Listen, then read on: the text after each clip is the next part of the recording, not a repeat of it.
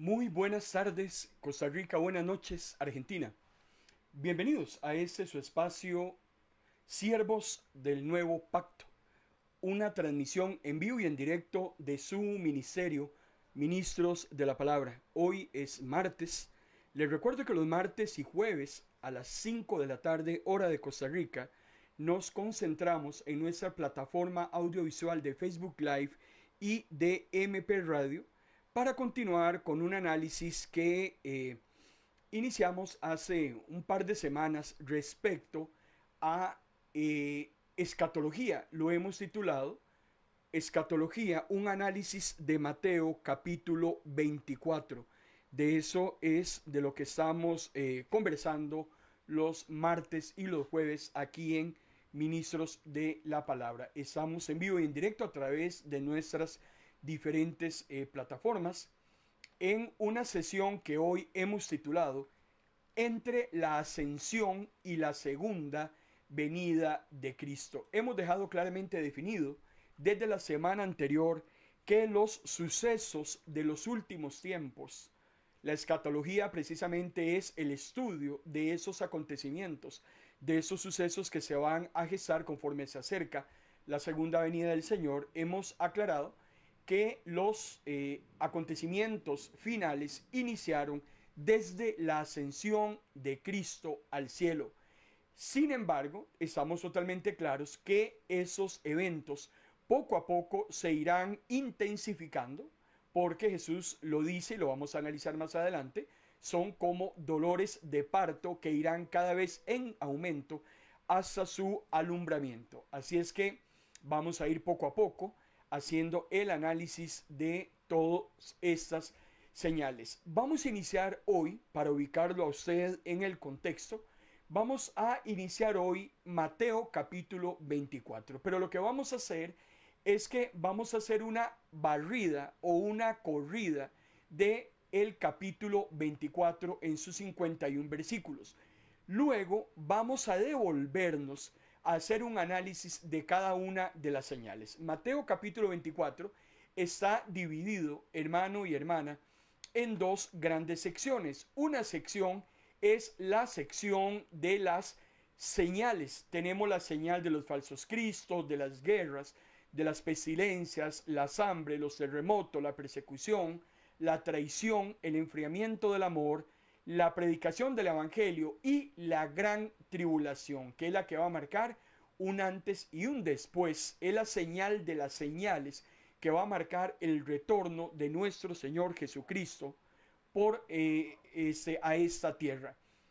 Y a partir de allá por el versículo 44, por ahí más o menos, vamos a entrar entonces a dos grandes acontecimientos que están relacionados con la segunda venida de Cristo propiamente y también con los juicios que van a ser llevados a cabo en el cielo. El tribunal de Cristo para los creyentes y el juicio ante el gran trono blanco para los inconversos. Este detalle nos va a llevar mucho tiempo. Por ahora lo que quiero es iniciar con el capítulo 24, que nos permiemos, que podamos hacer rápidamente una visualización de todo lo que nos vamos a encontrar en los próximos martes y jueves de varios meses que vamos a estar conversando acerca de todos estos sucesos. Es Jesús, el Salvador del mundo, el que nos da, hermano y hermana, la claridad de todo lo que va a suceder antes de su retorno. Por eso les pedí que tuvieran a mano la infografía que hemos estado circulando con esos 12 grandes temas que se encuentran en el Evangelio de Mateo capítulo 24. 10 grandes señales y los dos eventos posterior a la segunda, posterior a la tribulación, incluiría la segunda venida de Cristo y los juicios que van a ser llevados para toda la humanidad. Dice la palabra del Señor en Mateo capítulo 24, versículo 37, 38 y 44. Cuando yo, el Hijo del Hombre, venga otra vez, la gente estará entregada a sus banquetes y fiestas de bodas, sin saber lo que está sucediendo hasta que sea demasiado tarde y sean arrastrados. ustedes, y aquí separa Jesús a los que no son de los que son, ustedes que sí son, deben estar vigilantes para que mi regreso no los sorprenda. Hemos aclarado que la segunda venida del Señor no tiene que asustar al Hijo de Dios, no lo tiene que tomar por sorpresa. El Hijo de Dios siempre está vigilante, siempre está atento, siempre está ocupado en los asuntos del reino, está siempre listo y presto para el encuentro que va a tener con su Salvador. Sin embargo, no así el mundo. El mundo en este momento está en otros menesteres, en otras ocupaciones. Lastimosamente, muchas de esas ocupaciones lo están perdiendo cada día más. No quieren nada con el Señor, no les interesa, no están atentos a lo que va a ocurrir, pero de que va a suceder, va a suceder.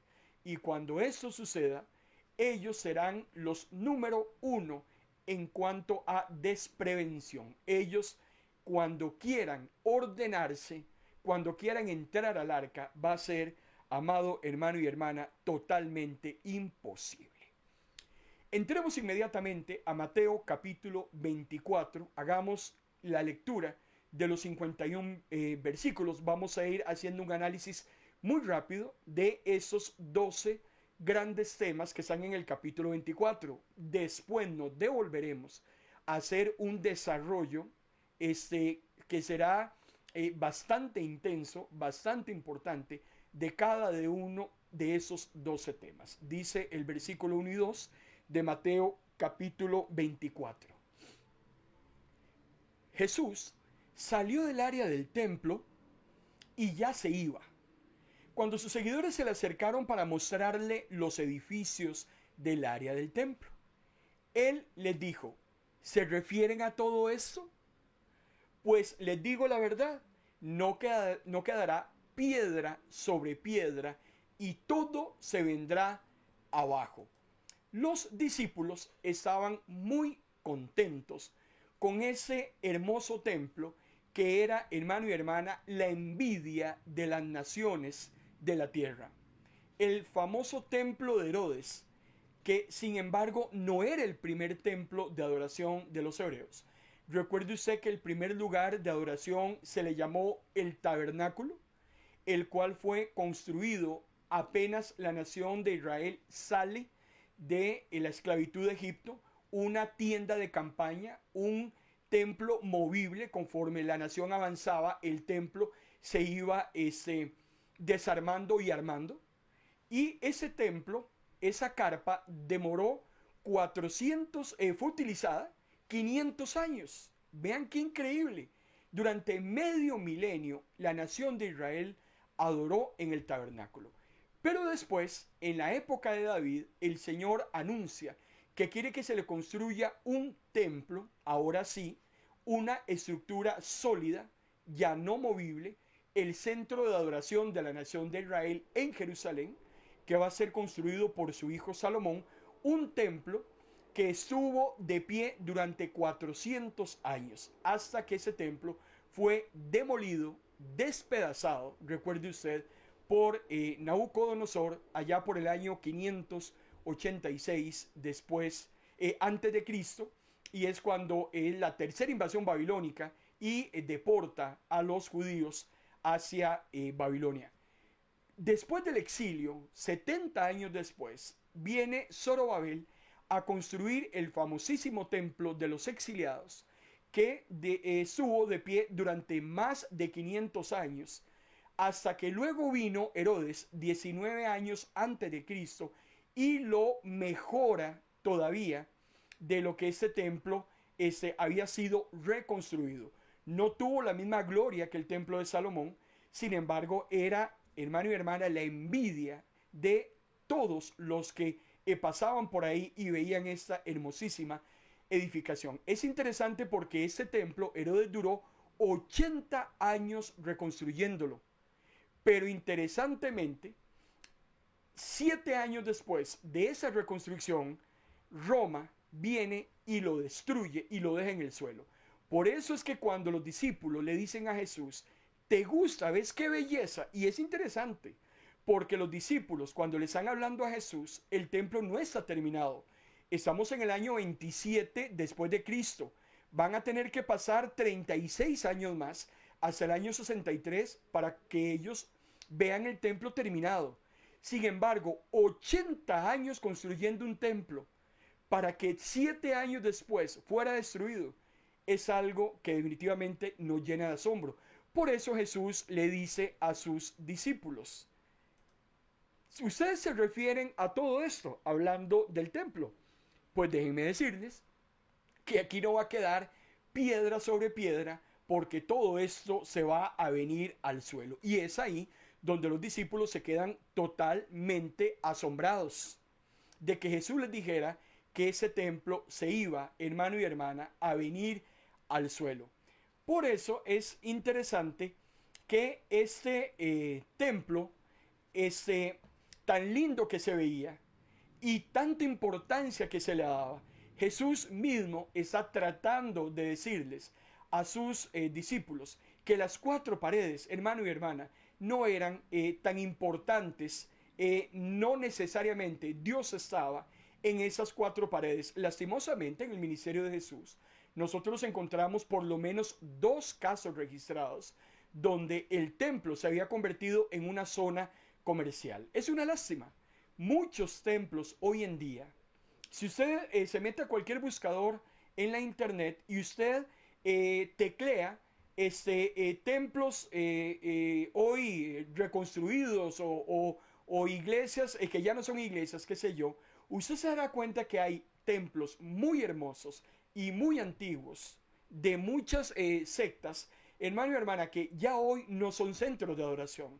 Hoy muchos templos son hoteles, hay iglesias que hoy en día se convirtieron en bares y cantinas, hay templos que se convirtieron en gimnasios, definitivamente dejaron de ser lo que eran, se han convertido en locales comerciales. Hoy muchas iglesias, es una lástima, hacen alarde de sus grandes templos, de las instalaciones tan lindas que tienen, como los discípulos se lo decían a Jesús, de esos grandes parqueos. Yo conozco iglesias que el 10% del terreno es para reunirse y el 90% es para estacionar vehículos. Usted sabrá de lo que le estoy hablando. Bueno, es precisamente cuando Jesús hacía referencia en Mateo capítulo 21, versículo 13, de que las iglesias hoy en día se han convertido, según palabras de Jesús, en cuevas de ladrones. Esos son muchos templos que hay levantados hoy en día. Yo quiero mostrarle a usted en este momento esta infografía, más bien es una fotografía. Es una imagen de la iglesia más emblemática de Costa Rica hasta el año 2021.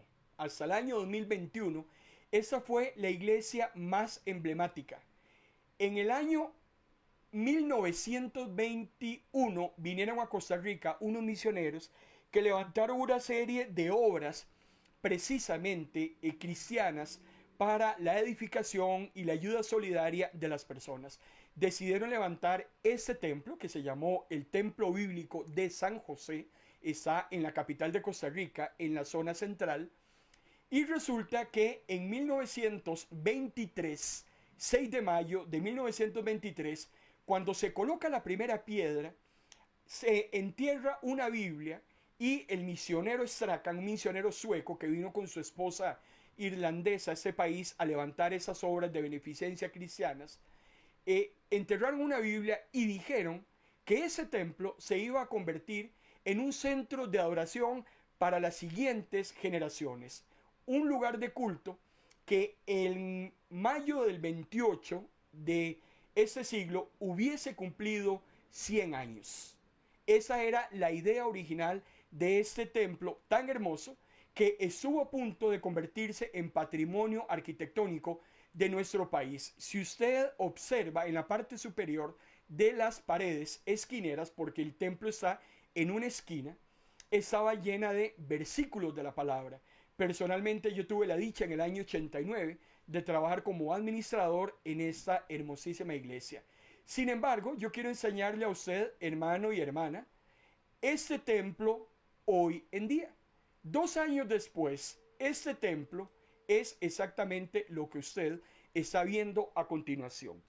La iglesia más emblemática de este país hasta el año 2021, hoy es, hermano y hermana, una guarida de ladrones. Resulta que al pastor de esa iglesia, el último pastor de esa iglesia, decidió venderla porque decía que era un problema para estacionar vehículos, que era un problema para poder accesar al templo y que por tanto había que venderla. Funcionó 94, 95 años antes, pero a él no le funcionó. Quiso llevarse a toda su congregación, más de 1000 personas, trasladarlas a unos 5 o 10 kilómetros de donde se encuentra en este momento.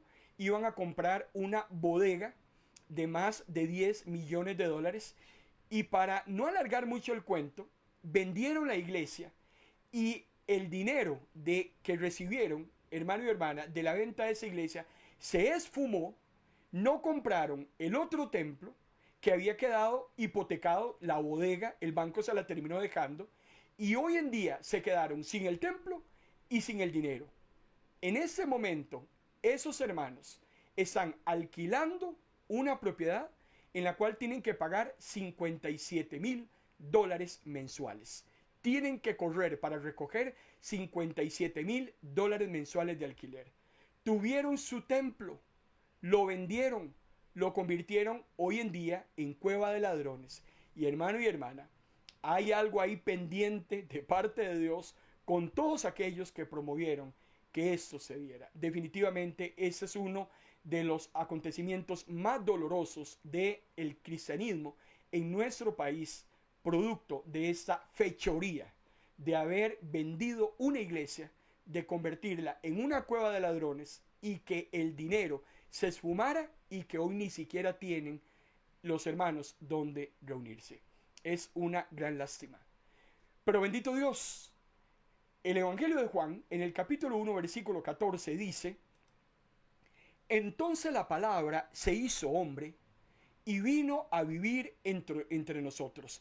Gracias a Dios que fue así, porque si la presencia de Dios hubiese estado en esas 4 paredes, que hoy es un centro comercial terrible, hermano y hermana, entonces no tendríamos dónde ir a buscar a Dios. Pero a mí me está diciendo Juan capítulo 1 versículo 14 que la palabra se hace hombre y vino a vivir en nosotros. Lo dice Hechos capítulo 17 versículo 24, cuando Pablo expresa: Dios hizo el mundo y todas las cosas que hay en él, y como es Señor del cielo y de la tierra, no habita en templos hechos por manos de hombre.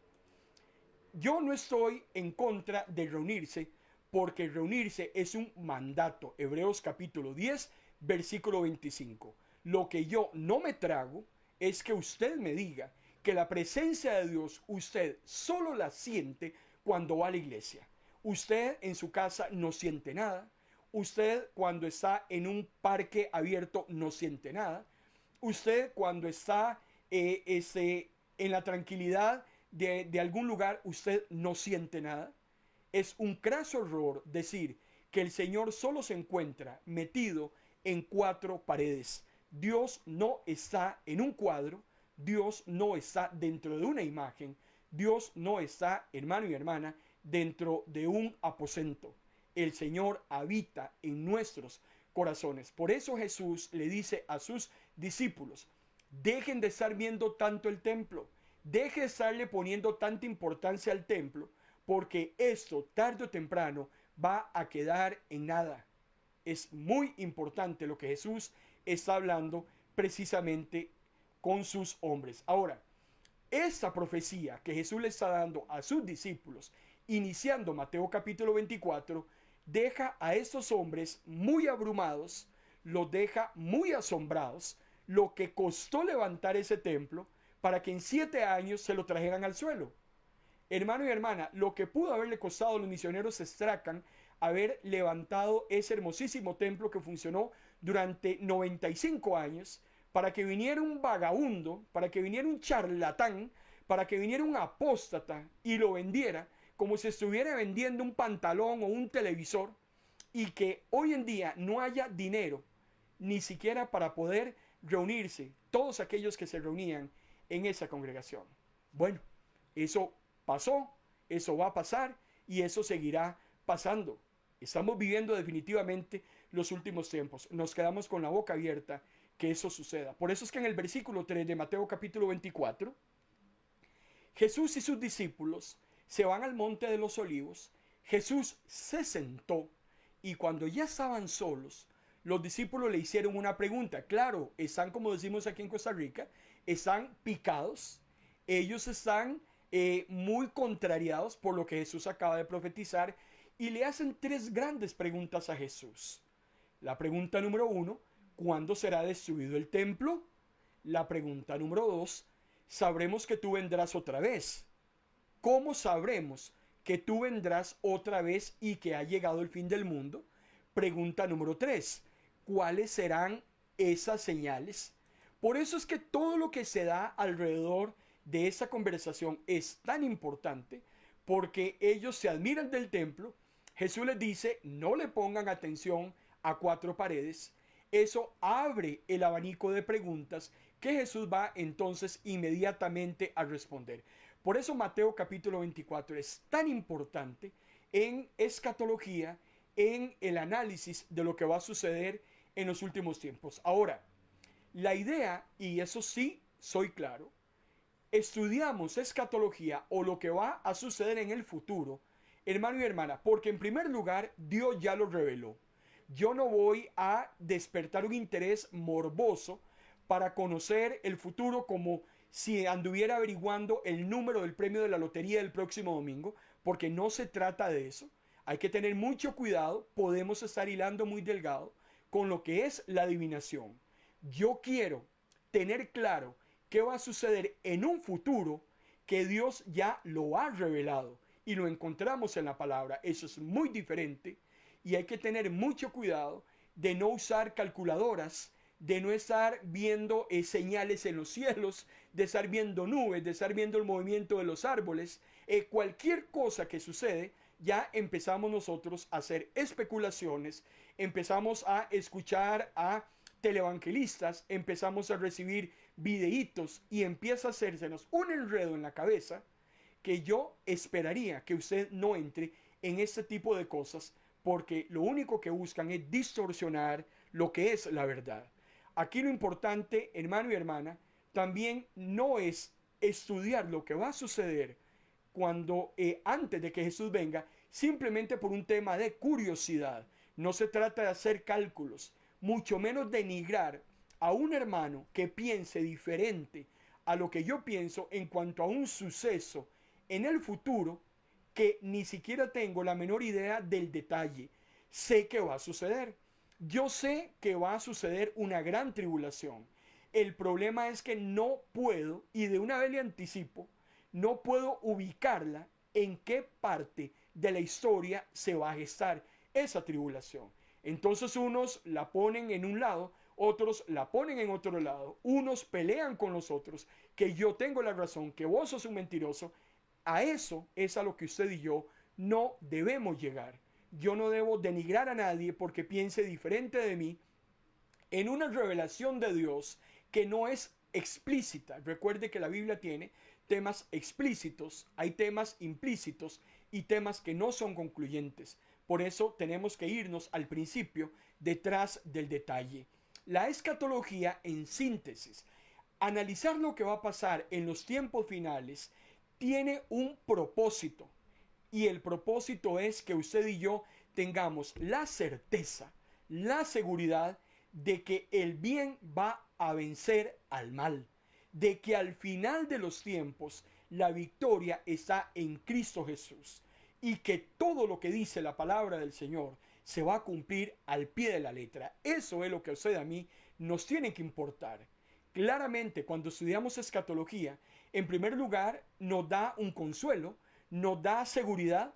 Vienen tiempos muy difíciles para este planeta. Sin embargo, los hijos y las hijas de Dios, hermano y hermana, tienen un trato preferencial por parte del Creador, principalmente en cuanto a que Él nos ha eximido de esa ira que va a traer sobre el mundo una ira de condenación por todas las barbaridades y fechorías que el mundo está haciendo en ese momento. Pero usted y yo tenemos la garantía y la esperanza de que hemos sido librados de esa ira.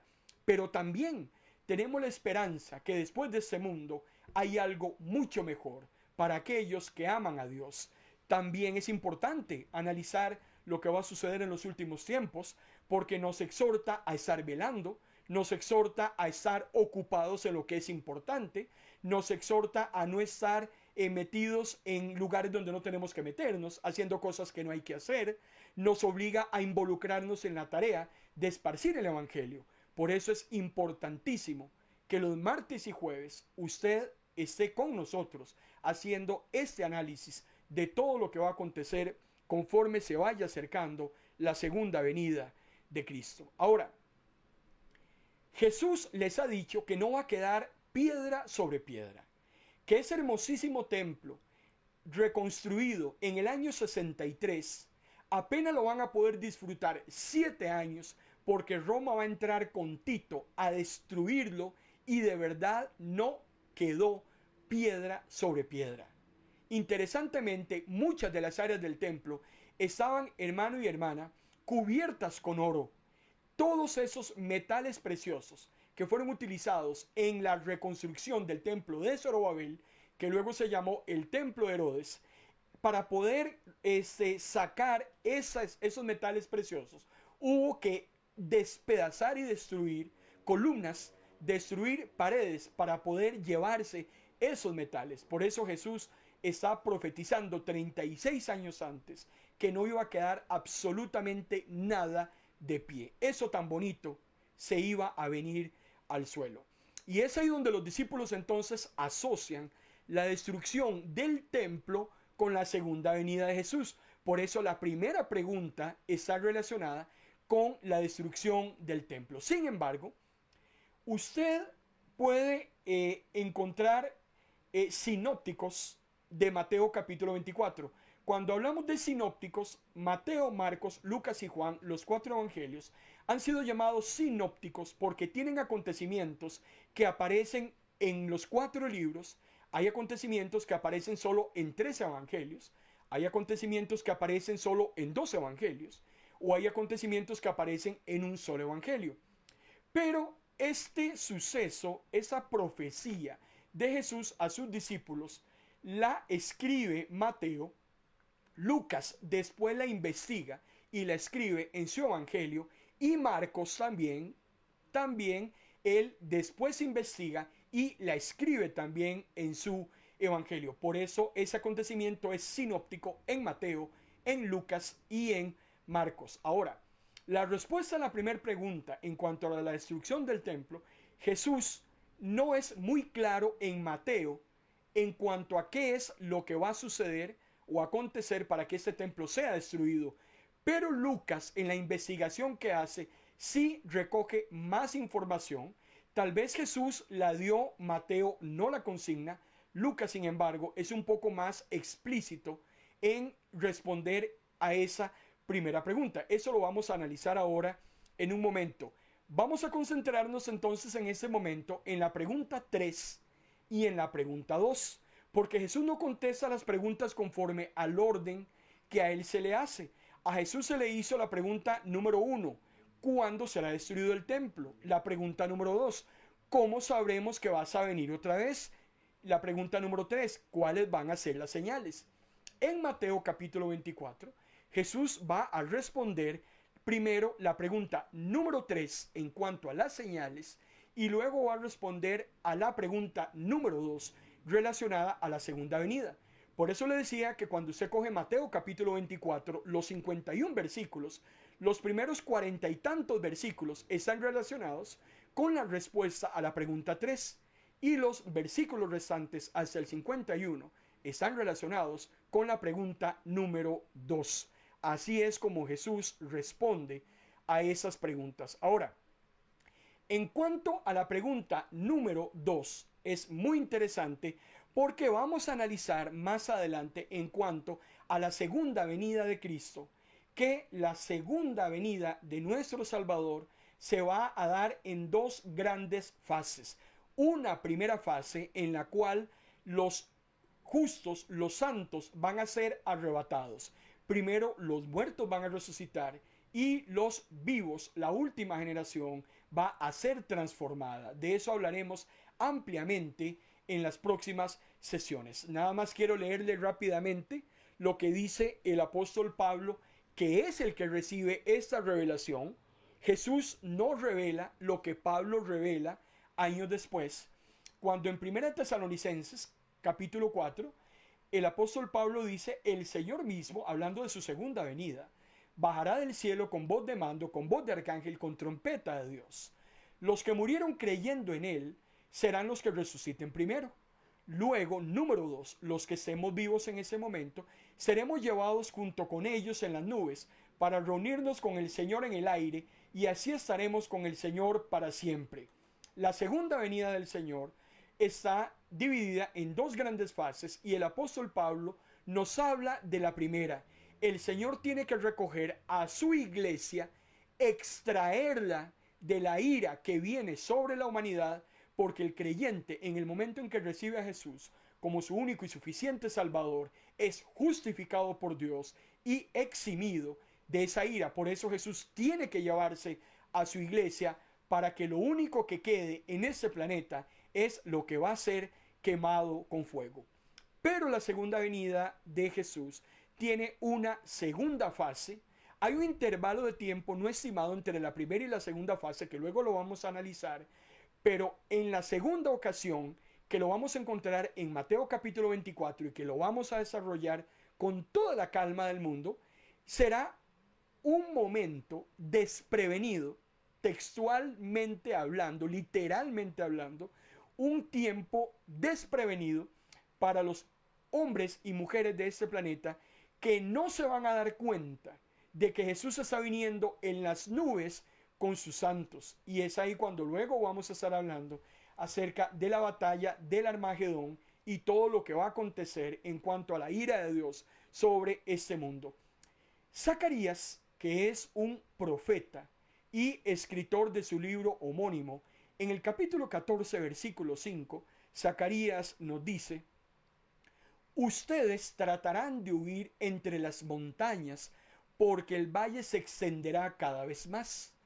Huirán, dice Zacarías, como huyeron del terremoto durante el reinado de Usías, rey de Judá. Entonces el Señor, mi Dios, vendrá junto con todos sus santos. Aquí está Zacarías profetizando, amado hermano y hermana, precisamente más o menos allá 500 años antes de Cristo, está Zacarías profetizando que el Señor Jesús vendrá por segunda vez en su segunda fase con los santos para el tiempo de todo el descargo de la ira de Dios sobre este mundo. Rápidamente vamos a mostrar una infografía que vamos a retomar más adelante y que tiene que ver con la segunda venida de Cristo. En primer lugar, una fase donde Jesús regresa por los santos. Primero resucitan los muertos en Cristo y luego son transformados la última generación de creyentes y ascienden al cielo, donde Jesús los está recibiendo en las nubes. La segunda fase es Cristo retornando con los santos, y es donde se va a dar el castigo para esa humanidad impenitente. Más adelante vamos a retomar todos estos sucesos. Les recuerdo que lo que estamos haciendo en ese momento es un barrido, una lectura rápida, unos comentarios muy breves de todo el capítulo 24 de Mateo, porque nos vamos a devolver después a cada una de esas 10 señales que están en Mateo 24 y los dos acontecimientos que están relacionados con la segunda venida de Jesús y los juicios para la humanidad. Si pusiéramos en orden las preguntas de Jesús, ya Jesús respondió a la pregunta número 3, respondió primero la número 2, luego la número 3, la 3, la 2, ahora la 1. Vean qué interesante. La respuesta a la primera pregunta, que es la destrucción del templo, que es lo que inquietó a los discípulos para hacerle todas estas interrogantes a Jesús, precisamente usted lo encuentra en el Evangelio de Lucas, más explícitamente. Marcos capítulo 13, que también habla acerca de ese suceso sinóptico que está en Mateo 24 y en Lucas 21, también toma algunos fragmentos acerca de la destrucción. Pero vamos a leer Lucas capítulo 21 nada más como referencia a lo que Jesús está respondiendo en cuanto a la primera pregunta que Mateo omite. Mateo omite lo que Lucas sí quiso investigar y considerar en cuanto al mismo acontecimiento. Dice Jesús: cuando vean a Jerusalén rodeada de ejércitos, entonces sabrán que ha llegado el tiempo de su destrucción. Entonces los que estén en Judea huyan a las colinas, los que estén en Jerusalén deben salir, los que estén en el campo no deben volver a la ciudad, pues serán días de la venganza de Dios, y las palabras proféticas de las Escrituras se cumplirán. Hermano y hermana, recordemos, nosotros que ya conocemos la historia, Jesús está haciendo una profecía aproximadamente unos 36 años antes, está haciendo una profecía de lo que va a acontecer en el año 70, cuando venga Tito, el general romano, y destruya completamente la ciudad de Jerusalén. Tito llega con las legiones romanas. Jerusalén ha estado sublevándose contra el imperialismo romano. Ya Roma está harta de tantos celotes, está harto de tantos rebeldes. Tito entra a Jerusalén e impide que nadie salga e impide que nadie entre. Muchas personas, miles de personas empiezan a morir por falta de alimento y por falta de agua. Roma literalmente saquea a Jerusalén, el templo es incendiado, lo más valioso es recogido y llevado a Roma, y solamente en ese evento del año 70 después de Cristo mueren más de 1.300.000 judíos. Muchos de ellos fueron crucificados en las paredes de sus propias casas. Cuando los judíos están entregando a Jesús a Pilato y le dicen a Pilato: crucifícalo, crucifícalo, nunca entendieron y previeron que lo que ellos estaban haciendo era traer juicio para sus propias vidas. Lo que ellos pidieron para Jesús, amado hermano y hermana, en el año 70 se les va a devolver a ellos, a sus familias y a sus descendientes. Es interesante cuando usted analiza a Jesús cuando va llevando el patíbulo hacia el Gólgota.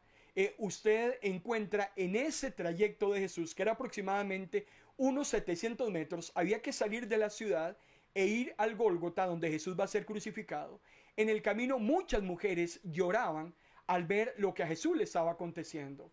Y Jesús, palabras más, palabras menos, usted lo puede leer en los evangelios.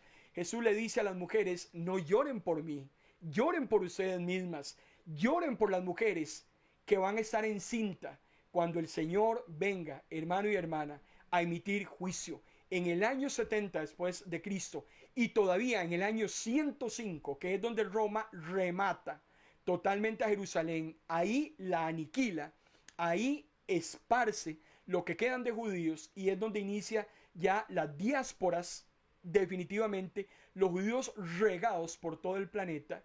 Precisamente eso se da por la ira de Dios sobre los mismos judíos. De eso está hablando Jesús.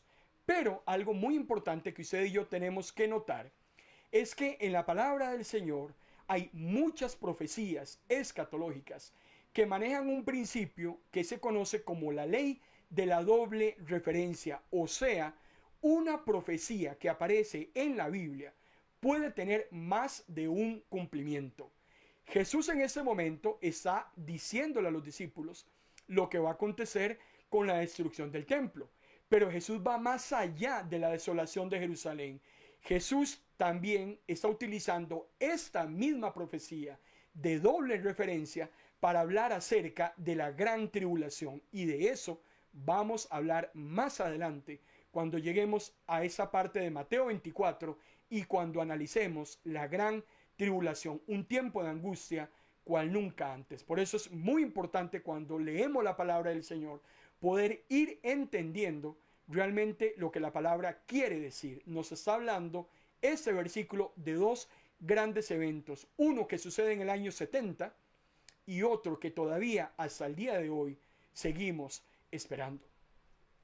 En cuanto al tema, a la pregunta número 3, que está relacionada con las señales, entonces, que es la primera pregunta que Jesús responde. Les recuerdo que la pregunta número 1 está en Lucas, la pregunta número 2 la vamos a ver a final de Mateo. Quiere decir que entonces vamos a adentrarnos a contestar el orden de las preguntas y empezamos entonces con la respuesta a la pregunta número 3. Los discípulos, si yo me devuelvo a Mateo capítulo 24, versículo 3, al final del versículo, los discípulos preguntan, ¿cuáles serán las señales de tu venida? ¿Cómo vamos a saber que vienes y cuándo es que vienes? Y es ahí donde Jesús entonces, en su gran amor, en su gran misericordia, con la intención de que usted, 2000 años después, hermano y hermana, esté vigilando, esté atento, esté listo, esté ocupado en las cosas del Señor, que a usted no le sorprenda lo que va a suceder porque Él ya lo avisó. Mi abuela decía, en guerra avisada no muere soldado. Jesús ya ha avisado qué es lo que va a pasar, qué es lo que va a suceder. Por eso Mateo capítulo 24 es un capítulo de la palabra que no es para el inconverso, no es para el impío, no es para el hombre y la mujer carnal que está allá afuera. Mateo capítulo 24 existe, Lucas capítulo 21 o Marcos 13, cualquiera de esos tres capítulos sinópticos existen para que los hijos e hijas de Dios tomemos las previsiones, hagamos las prevenciones del caso. Por eso es tan importante que nosotros hoy en día, en nuestras iglesias, y en eso soy incisivo, en eso me convierto hasta en majadero y necio, pero yo llego a la conclusión, a mí la palabra del Señor me dice, y le dice el ángel a Juan, abra el libro, dígale a la gente lo que va a suceder. El Señor no está escondiendo absolutamente nada. Nadie podrá aducir en el juicio ante el gran trono blanco que no sabía. Ahí estaba. Exactamente lo que le dice Abraham al rico cuando el rico le dice, mande a Lázaro para que le hable a mis hermanos. ¿Qué es lo que le dice Abraham? Ahí están los profetas. Ahí está la palabra. El 5 de marzo del año 2024 se predicó un mensaje acerca de las señales. No lo quisiste oír, no le pusiste atención, es tu problema. Pero ahí quedó grabado el mensaje, ahí se habló, ahí se dijo lo que iba a suceder. Usted como hijo o hija de Dios no puede estar desprevenido. Por eso yo creo que es importante que estos temas de escatología tienen que dársele la importancia en nuestras iglesias. Ojalá un día de la semana para hablar exclusivamente de las profecías de los últimos tiempos, para que nos dé esperanza, para que estemos animados, para que estemos preparados, para que no nos sorprenda, para que nos motive, hermano y hermana, a hablarle a muchos de la palabra del Señor. Jesús decía, aquellos 70, son muchos los que tienen que entrar en el reino de Dios, pero son muy pocos los que están haciendo la tarea. ¿Será porque somos muy pocos? ¿Será que no damos abasto para llevar el mensaje a toda la humanidad? ¿Será eso? No es así. Somos muy pocos porque muchos que dicen llamarse de los nuestros, porque muchos que parece que son y no son, no están haciendo la tarea para la cual Dios los ha llamado. Esa es otra historia muy diferente. Por eso el Señor nos invita a los que estamos involucrados en su obra, que le oremos al Padre para que envíe obreros, porque muchas personas necesitan escuchar el Evangelio de las buenas nuevas y de entender que el Señor Jesús vendrá por segunda vez y que todo lo que dice la palabra del Señor va a ser cumplido. Ni una jota, ni una tilde dejará de cumplirse. Y si podemos dar fe hoy en día que muchas profecías fueron cumplidas, amado hermano y hermana, si se cumplieron muchas, el restante también se van a cumplir. Dios no va a dejar nada a medias. Yo le invito para que usted en su iglesia, para que usted en sus grupos de estudio, para que usted en sus células motive a sus líderes, a sus pastores, a tomar tiempo de calidad para analizar Mateo 24, todos los 22 capítulos de Apocalipsis, a analizar los últimos capítulos del libro de Daniel. Hay las revelaciones proféticas que recibe el apóstol Pablo en cuanto a la segunda venida, lo que Pedro tiene que decirnos al respecto, lo que Judas nos habla. Hermano y hermana, hay que sacar tiempo para hablar acerca de la segunda venida de Jesús, el evento más importante ahora en la historia del ser humano después de la salvación que Cristo nos da en la cruz del Calvario. Por eso es muy importante que usted y yo le pongamos muchísima atención. Por eso tenemos que ponerle enorme atención a eso que estamos analizando. Y vamos a entrar inmediatamente y rápidamente, porque les vuelvo a reiterar, hacemos un barrido de las 10 señales y los dos grandes acontecimientos que son 12 grandes temas que analiza Mateo 24. Vamos a recorrerlos muy brevemente. Lo más probable es que nos lleve un par de semanas haciendo este análisis, pero vendremos después señal por señal. En la infografía que yo les volví a mandar otra vez hace como una hora y media aproximadamente, nos habla acerca de la primera de las 10 grandes señales que se encuentran en Mateo capítulo 24. Y la primera señal está relacionada con los falsos cristos, o sea, aquellos apóstatas que engañan con grandes señales y milagros. Cuando se predicaba antes, yo recuerdo hace mucho tiempo, cuando se predicaba de los falsos maestros que iban a levantarse conforme Jesús se iba a acercar en su segunda venida, siempre se pensaba que esos falsos maestros, estas doctrinas erróneas y malévolas, iban a venir, hermano y hermana, de afuera hacia adentro de la iglesia. Hoy usted y yo tenemos más claridad todavía de que las enseñanzas erróneas no tenemos que esperarlas desde afuera. Muchas las tenemos metidas dentro de nuestras propias iglesias. Porque los falsos cristos que nos está hablando aquí Jesús, que Mateo habla, que el apóstol Pablo habla muchísimo de ello. Usted se va a leer a Jeremías, usted se va a leer al apóstol Judas, el hermano de Jesús. Es increíble de los falsos maestros como muchas de esas doctrinas son traídas por apóstatas. Los apóstatas son aquellos que fueron de los nuestros, pero que en un momento, hermano y hermana, tergiversaron la palabra, la adulteraron, la violentaron para sus propios intereses y hoy en día están con millones de adeptos que los siguen, que los buscan, que los honran, que les dan su dinero, viven como reyes a costas de un montón de ignorantes. ¿Y por qué son ignorantes? No porque no conozcan.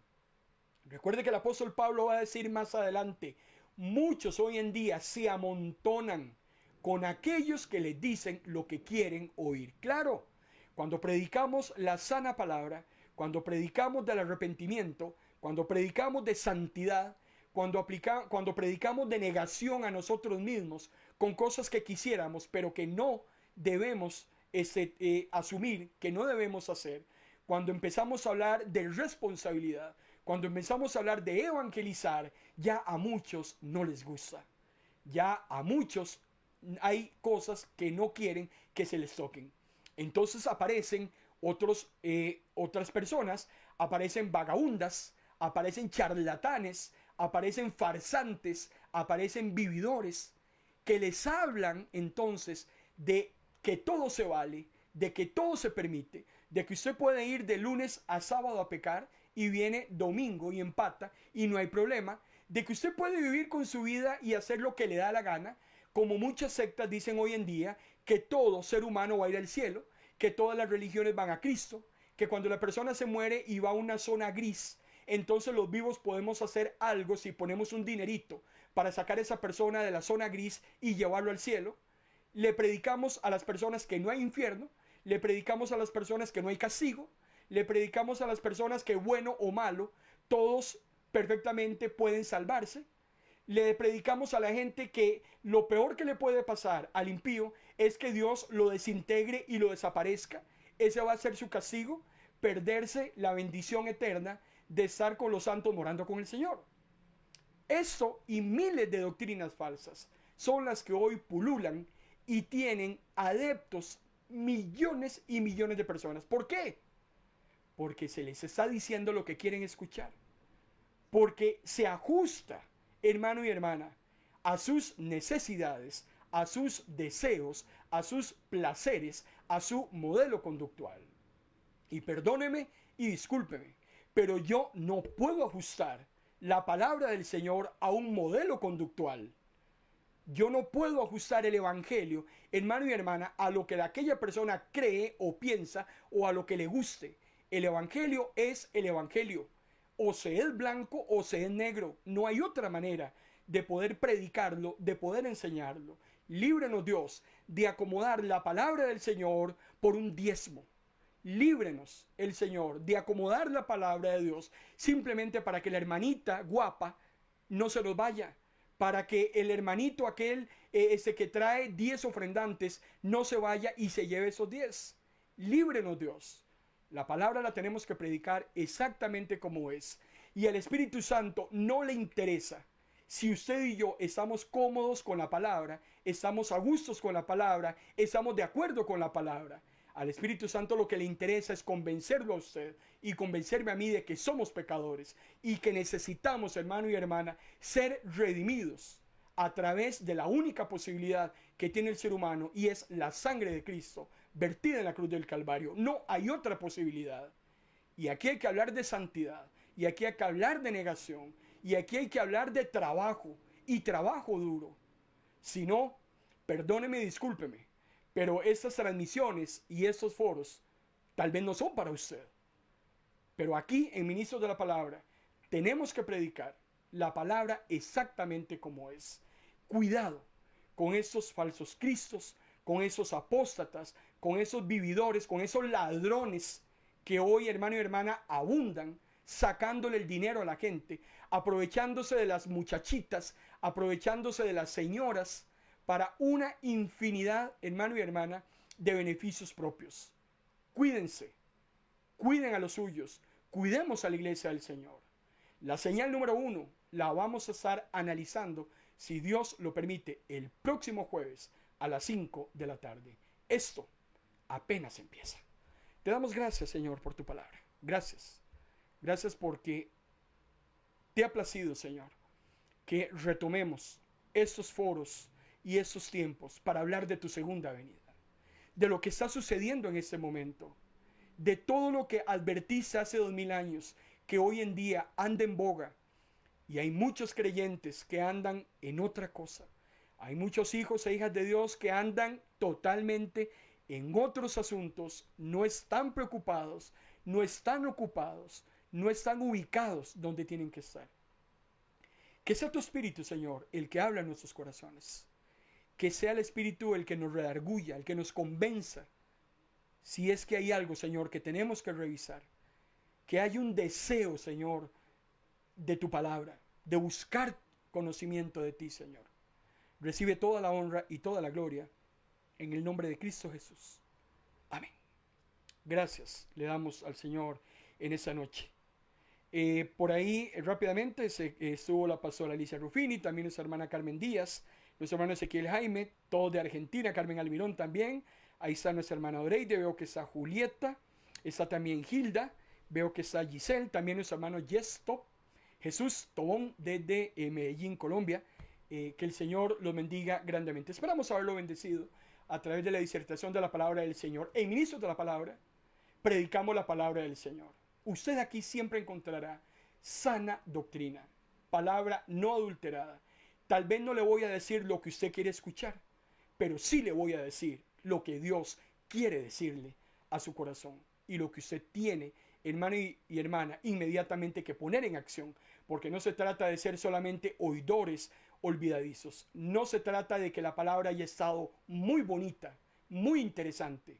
Lo importante es qué voy a hacer yo con esa palabra a partir del momento en que se me ha sido predicada, desde el momento en que están poniendo juicio sobre mí. Recuerde que cuando predicamos, cuando evangelizamos, ponemos juicio sobre aquellos a los que predicamos. La persona tiene que tomar una decisión en cuanto a esa palabra, porque un día no muy lejano, en un tribunal, esa palabra le va a ser demandada. Próximo jueves empezamos las 10 primeras señales de Mateo capítulo 24. Esto promete estar muy interesante. Lo bendigo con toda bendición de lo alto.